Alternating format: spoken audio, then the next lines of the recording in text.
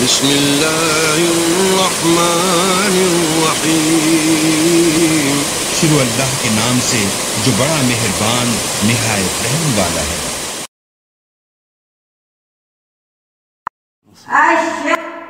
السلام علیکم ورحمۃ اللہ وبرکاتہ۔ الحمدللہ جامع الشتات ومحیی الممات برحمتہ تتم الصالحات۔ اشہد ان لا الہ الا اللہ وحدہ لا شریک لہ شہادۃ تکتب الحسنات وتمحو السیئات وتنجی من المہلکات۔ واشہد ان محمدا عبدہ ورسولہ المبعوث بجوامع الکلمات عامر بالخیرات الناہی عن المنکرات، صلی اللہ تعالی علیہ وعلی آلہ وصحبہ صلاۃ دائمۃ بدوام الارض والسماوات۔ اعوذ باللہ رب الانس والجنات من شر الشیاطین بنیہم وبناتہ۔ ان اللہ اشتری من المؤمنین انفسہم واموالہم بان لہم الجنہ یقاتلون فی سبیل اللہ فیقتلون ویقتلون وعدا علیہ حقا فی التوراۃ والانجیل والقرآن۔ ومن اوفی بعہدہ من اللہ فاستبشروا ببیعکم الذی بیعیتم بہ وذلک هو الفوز العظیم۔ التائبون العابدون الحامدون السائحون الراکعون الساجدون آمرون بالمعروف ونہون عن المنکر والحافظون لحدود اللہ وبشر المومنین۔ تمام تعریفیں اس اللہ کے لیے ہیں جو بکھرے ہوئوں کا جمع کرنے والا ہے، جو مردوں کو زندہ کرنے والا ہے۔ اسی کے فضل و کرم سے نیکی کے کام پورے ہوتے ہیں۔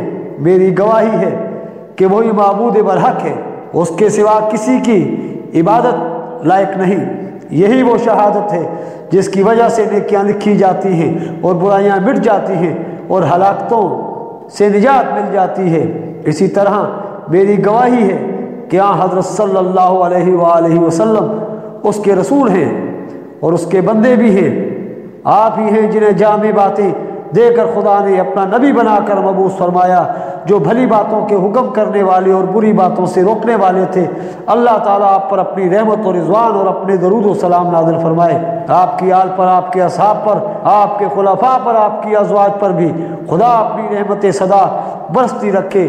جب تک آسمان و زمین ہیں تب تک رب کی رحمت و رضوان آپ صلی اللہ علیہ وسلم پر باقی رہے۔ اور اس کے بعد بھی اے انسانوں اور جنوں کے رب، میں تیری پناہ میں آتا ہوں ہر ایک شیطان سے اور اس کی اولاد سے، خواہ وہ انسانی صورت میں ہو یا جناتی شکل میں ہو۔ مسلمانوں سنو، جناب باری ارحم الراحمین کا ارشاد سنو، فرماتا ہے اللہ تعالیٰ نے مومنوں سے ان کے جان و مال خرید دیے، جس کے بدلے میں انہیں جنتیں عطا فرمائیں۔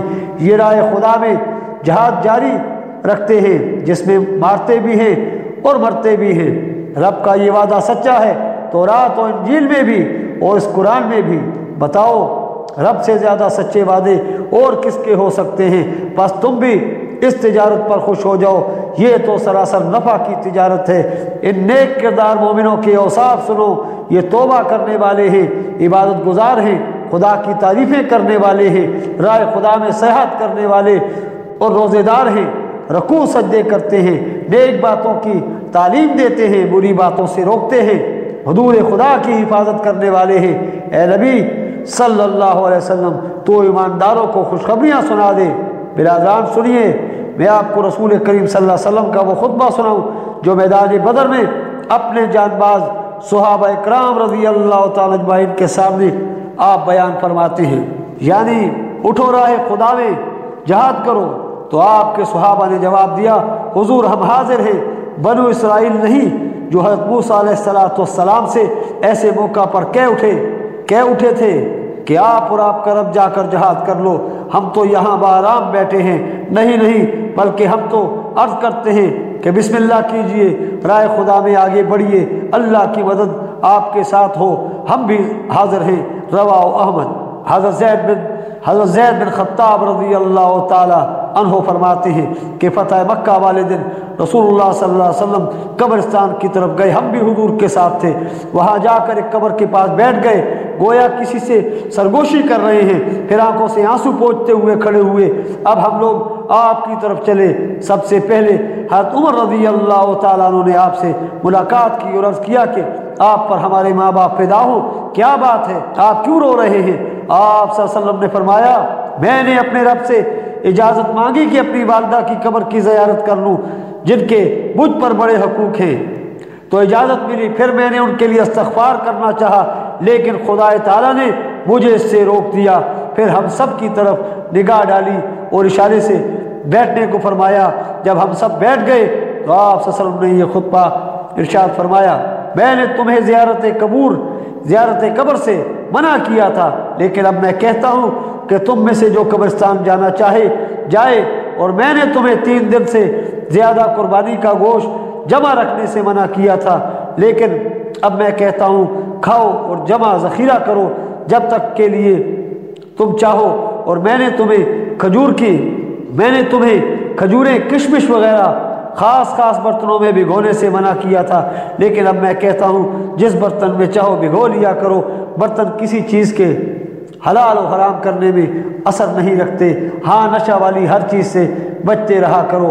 حضرت ابو رمسا رضی اللہ تعالی عنہ فرماتے ہیں میں رسول اللہ صلی اللہ علیہ وسلم کی خدمت میں حاضر ہوا تو آپ صلی اللہ علیہ وسلم خطبہ پڑھ رہے تھے اور فرما رہے تھے دینے والے کا ہاتھ بلند ہے، اپنی ماں سے سلوک کر اور اپنے باپ سے، اپنی بہن سے اور اپنے بھائی سے، پھر اسی طرح درجہ بدرجہ۔ رواہ فی طبرانی فی الکبیر۔ حضرت نعمان بن بشیر رضی اللہ تعالیٰ عنہ فرماتے ہیں ہم مسجد میں بیٹھے ہوئے تھے کہ حضرت ابو سالبہ خوشنی رضی اللہ تعالیٰ عنہ آئے اور حضرت بشیر بن سعد رضی اللہ تعالیٰ عنہ سے کہا ان امیر بادشاہوں کے بارے میں آپ کو کوئی حدیث یاد ہو تو سنائیے۔ حضرت بشیر رضی اللہ تعالیٰ عنہ اس سے ذرا بچا کرتے تھے، تو حضرت حذیفہ رضی اللہ تعالیٰ عنہ نے فرمایا مجھے رسول مقبول صلی اللہ علیہ وآلہ وسلم کا خطبہ حفظ ہے، وہ سن لیجئے۔ آپ نے فرمایا تم میں نبوت رہے گی، یعنی میری زندگی رہے گی جب تک اللہ رکھنا چاہے، پھر جب اسے اٹھانا چاہے گا اٹھا لے گا، پھر نبوت کے طریق پر خلافت ہوگی، وہ رہے گی جب تک اللہ تعالیٰ رکھنا چاہے، پھر جب چاہے گا اسے بھی اٹھا لے گا۔ پھر کاٹ کھانے والے اور لڑاکو بادشاہ ہوں گے، پھر کاٹ کھانے والے اور لڑاکو بادشاہ ہوں گے، یہ رہیں گے جب تک خدا انہیں رکھنا چاہے، پھر جب چاہے گا اس کو بھی اٹھا لے گا، پھر نبوت کے طریق پر خلافت آ جائے گی۔ شاید اس سے اشارہ خلافت حضرت عمر بن عبدالعزیز رحمہ اللہ کی طرف ہو، جیسا کہ خضرانی کا بھی خیال ہے۔ رواہ احمد والبزار۔ حضرت ابو جحیفہ رضی اللہ تعالی عنہ فرماتے ہیں کہ میں اپنے چچا رضی اللہ تعالیٰ کے ساتھ خدمت نبی میں حاضر تھا، آپ خطبہ بیان فرما رہے تھے جس میں آپ صلی اللہ علیہ وسلم نے فرمایا میری امت کا کام اس وقت تک درست رہے گا یہاں تک کہ ان میں 12 خلیفہ ہوں گے۔ اس کے بعد پست آواز میں کچھ فرمایا، چونکہ میرے چچا مجھ سے آگے تھے اس لیے میں نے ان سے پوچھا کہ یہ آہستہ سے حضور نے کیا فرمایا؟ انہوں نے کہا یہ فرمایا کہ سب کے سب قریش میں سے ہوں گے۔ حضرت جابر بن سمرہ رضی اللہ تعالیٰ عنہ فرماتے ہیں میں نے رسول اللہ صلی اللہ علیہ وسلم کا ممبر پر خطبہ سنا جس میں آپ صلی اللہ علیہ وسلم فرما رہے تھے 12 خلفاء قریش میں سے ہوں گے جنہیں ان کی دشمنی کوئی ضرر نہ دے گی جو ان کی دشمنی کرے۔ رواہ طبرانی۔ حضرت علی رضی اللہ تعالیٰ عنہ کا بیان ہے کہ حضور اکرم صلی اللہ علیہ وسلم نے ایک دن لوگوں میں خطبہ کہا جس میں فرمایا یاد رکھو امراء اور خلفاء قریش میں سے ہی ہوں گے، سنو خلافت قریش میں ہی رہے گی جب تک 3 باتوں کو قائم رکھیں گے، جب تک 3 باتوں کو قائم رکھیں، حکم میں عدل کرتے رہیں، وعدے پورے کرتے رہیں اور رحم کی درخواست کرنے والوں پر رحم کرتے رہیں۔ رواہ ابو یعلا۔ حضرت عبداللہ بن مسعود رضی اللہ تعالیٰ عنہ فرماتے ہیں ہم تقریباً 80 آدمی حضور صلی اللہ علیہ وسلم کی خدمت میں تھے، سب کے سب قریش سے تھے، بہت چمکتے چہروں والے۔ کچھ دیر تو عورتوں کے متعلق باتیں ہوتی رہی جس میں حضور علیہ السلام بھی اپنا حصہ لیتے رہے، اور میرے دل میں یہ آ رہی تھی کہ یہ ذکر کب ختم ہوتا ہے۔ پھر میں آپ صلی اللہ علیہ وسلم کے قریب ہو گیا، اب آپ نے تشہد پڑھا اور فرمایا حمد و صلات کے بعد اے جماعت قریش، اس امر خلافت و امامت کے والی تم ہی ہو تا وقت یہ کہ تم اللہ تعالیٰ کی نہ بن جاؤ، لیکن جب تم اس کی نافرمانی کرنے لگو، جب تم اس کی نافرمانی کرنے لگو گے تو وہ تم پر ایسے لوگوں کو برانگیختہ کرے گا جو تمہیں اس طرح چھیل ڈالیں گے جیسے لکڑی چھیل ڈالی جاتی ہے۔ اس وقت آپ کے ہاتھ میں لکڑی تھی جسے چھیل کر آپ نے دکھا دی، وہ اندر سے سفید چمکدار نکل آئی۔ رواہ احمد۔ حضرت امیر معاویہ رضی اللہ تعالیٰ عنہ نے ممبر پر فرمایا، اے اللہ تعالیٰ، اس سے روکنے والا کوئی نہیں جسے تو دے، اور اس کا دینے والا کوئی نہیں جسے تو روک لے۔ کسی عزت اور بڑائی والے کو اس کی عزت و بڑائی تیرے سامنے کوئی نفع نہیں دے سکتی۔ جس کے ساتھ اللہ تعالیٰ بھلائی کا ارادہ کرتا ہے اسے دین کی سمجھ عطا فرماتا ہے۔ لوگوں، میں نے اپنے اس خطبہ میں جو کہا ہے یہ سب کچھ رسول اللہ صلی اللہ علیہ وسلم سے اسی ممبر پر فرماتے ہوئے سنا ہے۔ ایک مجلس میں اللہ کے رسول صلی اللہ علیہ وسلم تشریف فرما تھے، جو سب کی طرف متوجہ ہو کر آپ نے سوال کیا کہ میں تمہیں بتاؤں کہ تم سب میں میرا زیادہ محبوب اور مجھ سے زیادہ قریب قیامت کے دن کون ہے؟ 3 مرتبہ آپ نے یہی فرمایا۔ ہم نے جواب میں عرض کیا کہ ہاں حضور علیہ الصلوۃ والسلام، ضرور ارشاد فرمائیے۔ آپ نے فرمایا، تم سب میں جو سب سے زیادہ اچھے اخلاق والا ہو۔ رواہ امام احمد فی مسندہ۔ محمدی بھائیوں، آؤ اپنے نبی کریم صلی اللہ علیہ وسلم افضل الصلاۃ و تسلیم کا مکہ شریف کا ایک واقعہ ماں آپ کے خطبہ کے سنیے، جو آپ نے مکہ کے مخالفین کفار کے سامنے چند الفاظ میں دیا تھا، اور ساتھ ہی یہ بھی معلوم کر لیجئے کہ آپ کے الفاظ کا کفار پر بھی کیسا اثر پڑتا تھا۔ حضرت عروہ رضی اللہ تعالیٰ عنہ، حضرت عمر بن عاص رضی اللہ تعالیٰ عنہ سے دریافت کرتے ہیں کہ ابتدائے اسلام میں حضور علیہ الصلوۃ والسلام کو کفار مکہ نے جو ایذائیں پہنچائی تھیں، ان میں سے کوئی واقعہ آپ کو یاد ہو تو ہمیں سنائیے۔ حضرت عمر رضی اللہ تعالیٰ نے فرمایا، سنو، میں بھی اس وقت زندان کفر کا ایک قیدی تھا۔ ہم لوگ سرداران قریش کا مجمع جمع تھا، اور آپس میں یہ ذکر ہو رہا تھا کہ یہ شخص بہت دلیر ہو گیا ہے، اور ہم نے بھی اس کے مقابلے میں انتہائی بزدلی دکھائی ہے۔ بھلا کچھ ٹھکانہ ہے کہ یہ ہمارے بڑوں اور بزرگوں کو بے وقوف بتلاتا ہے، ہمارے باپ داداؤں کو جہنمی کہہ رہا ہے، ہمارے دین کو معیوب بتلاتا ہے۔ ہم میں اس نے نا اتفاقی ڈلوا دی ہے، یہاں تک کہ ہمارے معبودوں، پیروں، ولیوں اور بزرگوں کو گالیاں دیتا ہے، لیکن ہم ہیں کہ اس کا تدارک کچھ نہیں۔ آخر یہ نامردی کب تک ہم اس شخص کی برداشت کرتے رہے؟ یہ باتیں ہو رہی تھی جو رسول اللہ صلی اللہ علیہ وسلم بیت اللہ میں داخل ہوئے، آتے ہی آپ نے رکن اسود کو ہاتھ لگایا، پھر طواف بیت اللہ شروع کیا۔ جب ہمارے مجمع کے پاس سے گزرتے تو ہم سے آپ پر آوازہ کسا۔ میں نے دیکھا کہ آپ کے طیور بدل گئے، لیکن آپ بغیر کچھ فرمائے چلے گئے۔ پھر طواف کے دوسرے پھیرے میں آپ ہمارے پاس سے گزرے تو پہلے سے بھی زیادہ سخت کلمات آپ کو کہے گئے۔ اس مرتبہ بھی آپ کے چہرے پر غم و غصہ میں نے دیکھا، لیکن بغیر جواب دیے ہوئے آپ چلے گئے۔ پھر جب تیسری مرتبہ آئے تو اب بھی آپ کو برا کہا گیا۔ تب آپ نے اس سارے مجمع کی طرف مخاطب ہو کر فرمایا، تسمعون یا معشر قریش اما والذی نفس محمد بیدہ لقد جئتکم بالذبح مستدامت۔ قریشیوں سن رکھو اور خبردار ہو جاؤ، اس خدا کی قسم جس کے ہاتھ میں محمد صلی اللہ علیہ وسلم کی جان ہے، میں تمہارے پاس تمہاری ذبح کرنے کو بھیجا گیا ہوں، میں جہاد کے احکام لے کر تم میں آیا ہوں۔ بس اتنا سننا تھا کہ ان کے حواس سلب ہو گئے، ہر ایک اپنا سر تھامے بیٹھ گیا اور ایک گہرے غور میں پڑ گیا، گویا کہ ان کے سروں پر پرندے بیٹھے ہیں، اور سب کے سب حضور علیہ الصلوۃ والسلام سے معذرت کرنے لگے، یہاں تک کہ ان میں سب سے زیادہ جو باتیں بنا رہا تھا وہ سب سے زیادہ چاپلوسی کرنے لگا اور آپ سے کہنے لگا، اے ابو القاسم، جانے دو، آپ رشد و بھلائی کے ساتھ اپنا کام کیجئے، آپ کوئی غیر تھوڑے ہیں، بس درگزر فرمائیے۔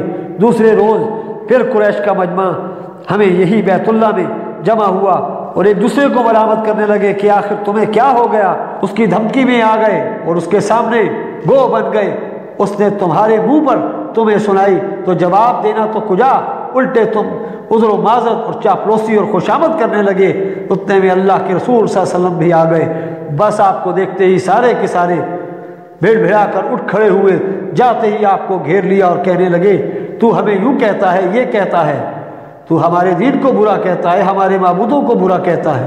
آپ صلی اللہ علیہ وسلم نے فرمایا ہاں ہاں میں کہتا ہوں اور کہتا رہوں گا، میں کہتا ہوں اور کہتا رہوں گا۔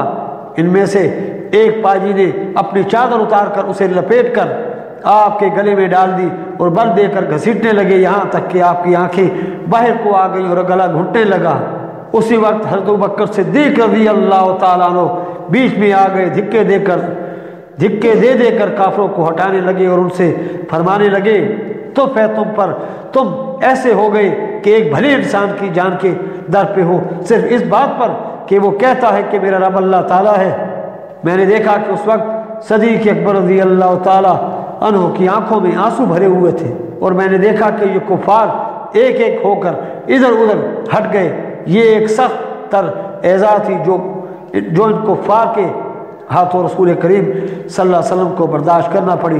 میرے مسلمان بھائیوں، اس حدیث سے یہ بھی معلوم ہو گیا تبلیغ توحید کسی حال میں مسلمان سے نہ چھوٹنی چاہیے، پس خود توحید پر قائم ہو کر دنیا کو توحید کی تعلیم دو، صاف کہو اور صاف سنو بھی لو کہ اولاد، روزی، نفع، تندرستی اللہ کے سوا کوئی نبی، ولی، پیغمبر، پیر، بڑا چھوٹا نہیں دے سکتا۔ اللہ کے سوا کوئی دور نزدیک کی سننے والا، دلوں کے بھیدوں اور غیب کی باتوں کا جاننے والا نہیں۔ یہ شرک ہے کہ ہم کہیں اللہ رسول کے واسطے دور، یہ شرک ہے کہ ہم کہیں خدا رسول کی قسم، یہ شرک ہے کہ ہم کہیں جو خدا رسول چاہے، یہ شرک ہے کہ ہم کہیں اللہ رسول کی مدد سنو، واسطہ فقط خدا کا دو، قسم صرف اسی کے نام کی کھاؤ، اپنی ہر حاجت کو پورا کرنا یہ صرف خدا ہی کا وصف ہے، مدد کرنے والا صرف اللہ تعالیٰ ہی ہے، پس مدد کرنے والا صرف اللہ تعالیٰ ہی ہے، پس اس کا وصف اس کے سوا اور میں نہ مانو۔ اللہ تعالیٰ ہمیں اپنی توحید سکھائے اور اس پر استقامت عطا فرمائے۔ اللہم اغفر للمؤمنین والمؤمنین وانصر الاسلام والمسلمین۔